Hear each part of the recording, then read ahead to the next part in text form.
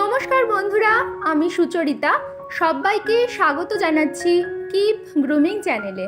বন্ধুরা, আশা করছি সবাই ভালো আছেন এবং সুস্থ আছেন। সামনেই আসতে চলেছে দোল পূর্ণিমা। এটি একটি অত্যন্ত পুণ্যতিথি।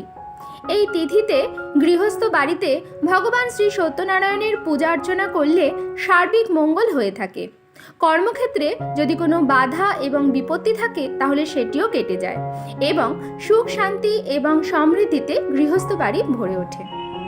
আজকের এই ভিডিওটিতে আমি আপনাদের সঙ্গে শেয়ার করব দোল পূর্ণিমার এই পুণ্যতিথিতে কিভাবে আপনারা বাড়িতে খুবই সহজ সরল এবং ঘরোয়াভাবে ভগবান শ্রী সত্যনারায়ণের পূজা অর্চনা করতে পারেন এবং এই পূজা বিষয়ক যাবতীয় তথ্য আপনাদের সঙ্গে শেয়ার করারও চেষ্টা করব।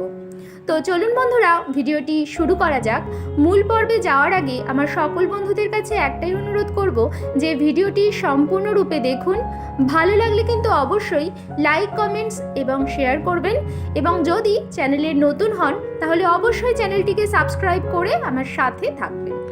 এই বছর অর্থাৎ 2026 সালে দোল পূর্ণিমা তিথিতে পড়েছে পূর্ণগ্রাস চন্দ্রগ্রহণ। তাই এখন প্রশ্ন হচ্ছে 2026 সালে দোল পূর্ণিমা কবে পড়েছে, পঞ্জিকা অনুসারে সঠিক সময়সূচি, পূর্ণিমা তিথি কখন শুরু ও শেষ হচ্ছে, গ্রহণ কখন লাগছে ও কখন ছাড়ছে, কোনো অশুভ প্রভাব পড়বে কি, গ্রহণের মধ্যে আদৌ কি রং মাখা যাবে, হোলিকা দহন বা ন্যাড়া পোড়া কবে, সত্যনারায়ণ পুজোর শুভ সময়সূচি, ব্রত উপবাস ও নিশি পালন কবে। চলুন জেনে নেওয়া যাক। দোল পূর্ণিমা পড়েছে বাংলার 18 ফাল্গুন 1432, ইংরাজির 3রা মার্চ 2026 মঙ্গলবার দিন। তবে পূর্ণিমা তিথি কিন্তু লেগে যাচ্ছে পূর্ব দিন সোমবার বিকাল 5:44 থেকে এবং থাকবে মঙ্গলবার বিকাল 4:59 পর্যন্ত।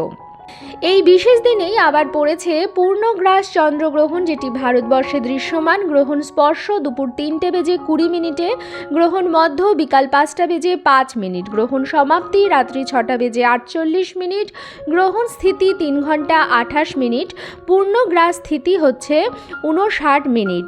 অর্থাৎ বুঝতেই পারছেন বন্ধুরা যে দোল পূর্ণিমা তিথিতেই পড়েছে চন্দ্রগ্রহণ।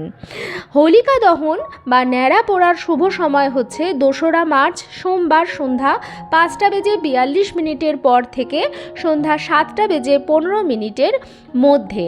যেহেতু এই গ্রহণটি ভারতবর্ষে দৃশ্যমান তাই 3রা মার্চ তারিখে কোনো রকম পূজা অর্চনা হবে না, কারণ গ্রহণের সূতক সময় 9 ঘন্টা আগের থেকেই শুরু হয়ে যাবে। তাহলে এখন প্রশ্ন হচ্ছে যে সত্যনারায়ণ পুজো কবে দেওয়া হবে। সত্যনারায়ণ পুজোর শুভ সময় হচ্ছে 2রা মার্চ প্রদোষে সন্ধ্যা 5:44 থেকে রাত্রি 7:12 মধ্যে। চলুন বন্ধুরা, শুরু করা যাক পূজা বিধি। স্নান সেরে শুদ্ধ বস্ত্রে ঠাকুর ঘরে চলে এসে প্রথমেই করে নেব আচমন। ওম নমো বিষ্ণু নমো বিষ্ণু নমো বিষ্ণু। তারপর আমরা হাতটি পরিষ্কার জল দিয়ে ধুয়ে নেব। বস্ত্রে মস্তকে গঙ্গার জল ছিটিয়ে নেব। এখানে আমি একটি প্রথমে সাদা রঙের আসন বিছিয়ে নিয়েছি, তার উপরে একটি হলুদ রঙের আসন বিছিয়েছি। ভগবান শ্রী সত্যনারায়ণকে আপনারা সাদা বা হলুদ রঙের আসনের উপর বসাতে পারেন। প্রথমে আসনটি শুদ্ধ করে নেব, গঙ্গার জল ছিটিয়ে নিচ্ছি। ফুলের পাপড়ি দিয়ে দিচ্ছি।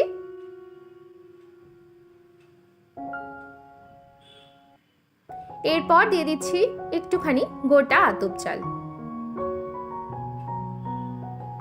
এখানে আমি ভগবান শ্রী সত্যনারায়ণকে আসন দেব।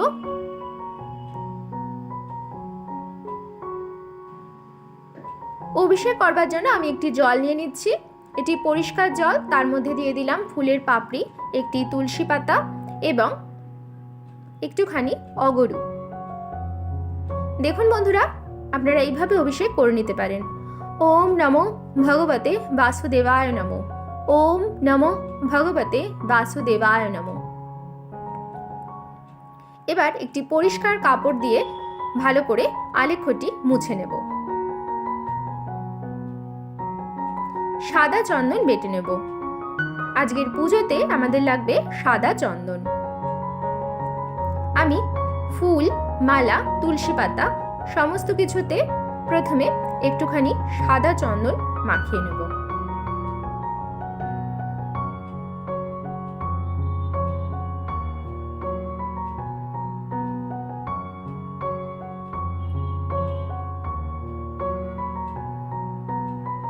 সাদা চন্দন মাখানো হয়ে গেছে।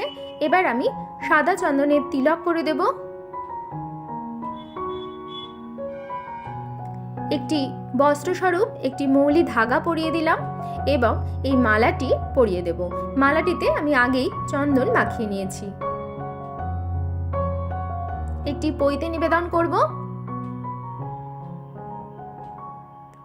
ওম নমো ভগবতে বাসুদেবায় নমো।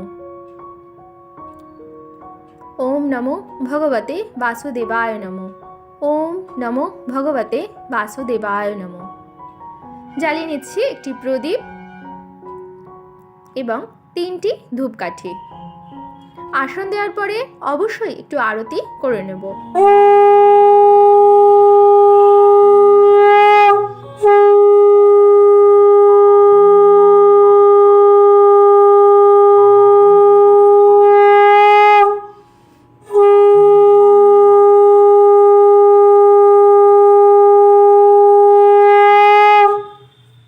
সত্যনারায়ণ পুজোর মোকাম সাজানোর সমস্ত উপকরণ আমি নিয়ে নিয়েছি। আছে পান, কলা, পৈতে, ফুল, লবঙ্গ, এলাচ, বাতাসা এবং সুপারি।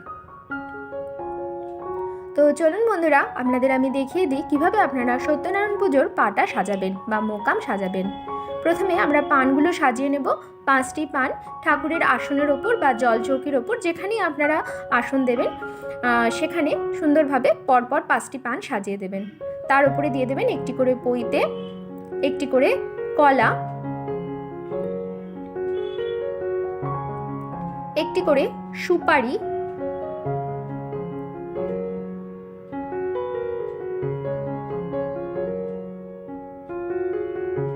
একটি করে বাতাসা,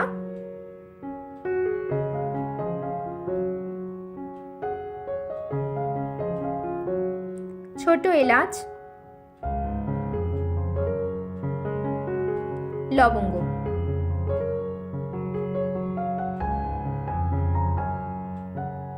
এরপর দিয়ে দেবো একটি করে ফুল। আপনারা চাইলে মালাও দিতে পারেন, আমি আজকে ফুল দিয়েই দেখাচ্ছি। তো বন্ধুরা, এইভাবে খুবই সহজভাবে আপনারা সত্যনারায়ণ ভগবানের পাটা বা মোকাম সাজাতে পারেন এবং যেখানে আলেখ্যটি রাখবেন ঠিক তার আশপাশ দিয়েই মোকামটি সাজাবেন।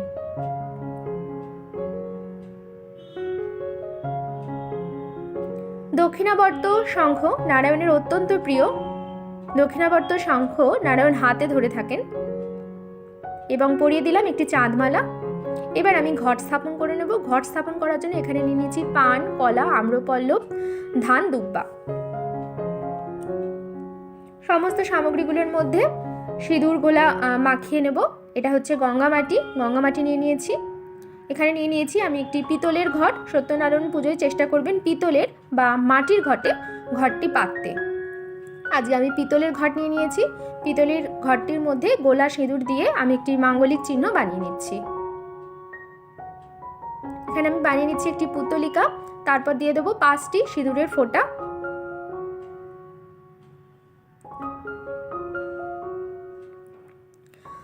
ঘরটি যে পাত্রটির ওপর আমি পাতবো তার মধ্যে 5টি সিঁদুরের ফোঁটা দিয়ে নিচ্ছি।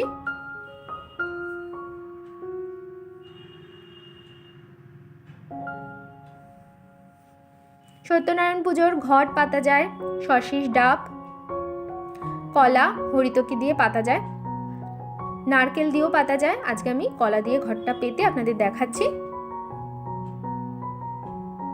3টি সিঁদুরের ফোঁটা দিয়ে নেব আর একটি পান নিয়ে নিয়েছি। পানের মধ্যেও 3টি সিঁদুরের ফোঁটা দিয়ে নিচ্ছি।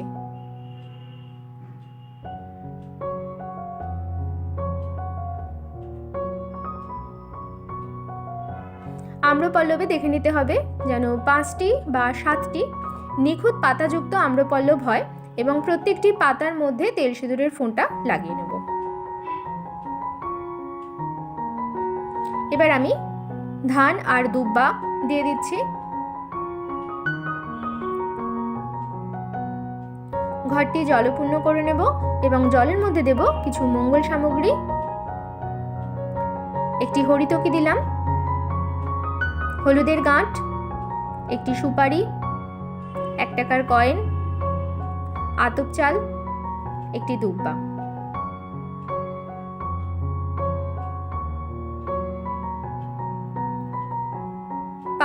এবং কলাটির যে বোঁটাটি আছে সেটা যেন মাঙ্গলিক চিহ্ন বরাবর থাকে, সেটা বিশেষভাবে দেখতে হবে। উলুধ্বনি, শঙ্খধ্বনির সাথে ঘট পাতব।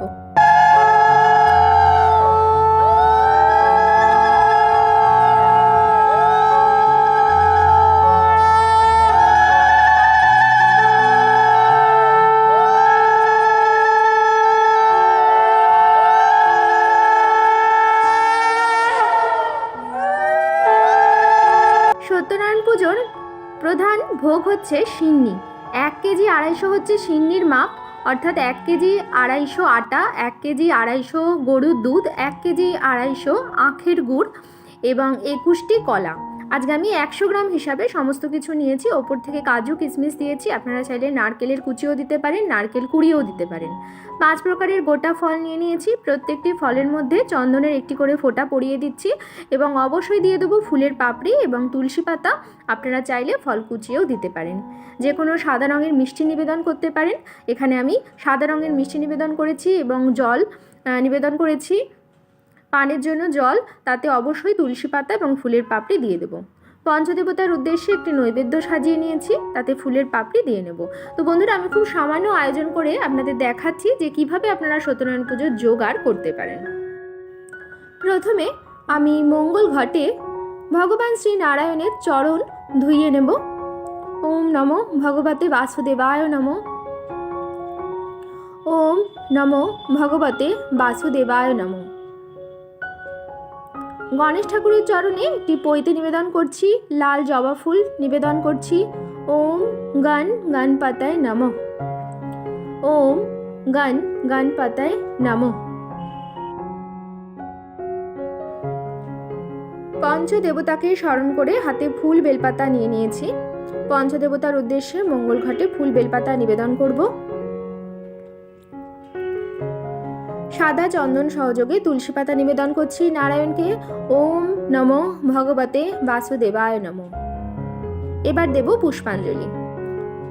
ওম নমস্তে বিশ্বরূপায় শঙ্খচক্রধরায় চ পদ্মনাভায় দেবায় ঋষিকপতায় নমঃ। নমো অনন্ত স্বরূপায় ত্রিগুণাত্ম বিভাসিনে। এষো পুষ্পাঞ্জলি। ওম সত্যনারায়ণায় নমঃ।